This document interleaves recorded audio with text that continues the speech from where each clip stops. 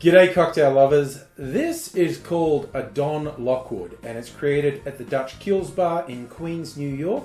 It's an old-fashioned variation that includes a peated whiskey, which is pretty unusual. I think anyone who knows old fashions would agree. You do not often get peated whiskies in an old fashioned. The article on Punch Drink was talking about what are potentially the next modern classic cocktails, which is an interesting idea, and it starts arguments within cocktail circles. What's a classic? What's a modern classic? What deserves to be a modern classic? If you're not that so sort of worked up about things, in really simple terms, when people talk about classic cocktails, they mean early 20th century and previous, like 19th, early to mid 20th century.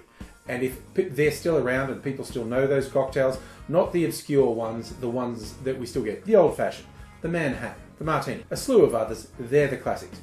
The modern classics are cocktails that have been created in, say, the last 20 years that people think, no, that's got staying power, that's going to hang around, people will still be making this in decades to come. So there's obviously conjecture in that. You can declare a modern classic. Well, if there's a 20-year-old recipe that people are still making, that would be a modern classic. But if you say one now, it's, it's guesswork. But, I'm willing to try these cocktails and see if I think they deserve to be called modern classics. Before I get into the ingredients, I am going to taste this.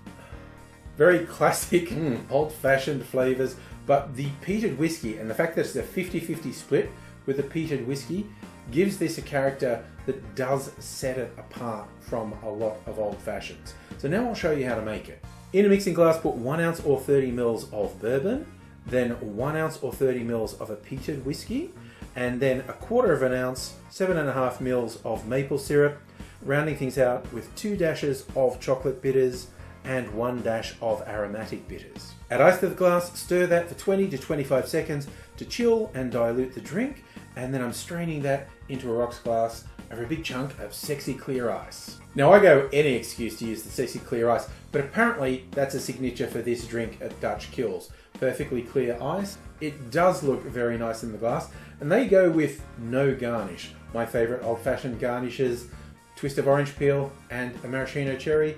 You know what, I might sit down and add those, but this is the recommended presentation. It does look nice.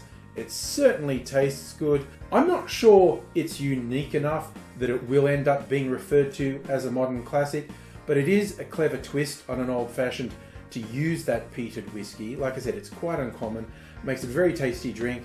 So if you're like me and you love old fashions and you love exploring variations, a Don Lockwood could be just what you're after. So give it a go, but look after yourself first and foremost, because I do want you back here seeing what I'm up to next in the Angry Bar, because I'm always up to something. But right now I'm going to be drinking this and relaxing, so I hope you are too. But until I do see you again, I'll say cheers.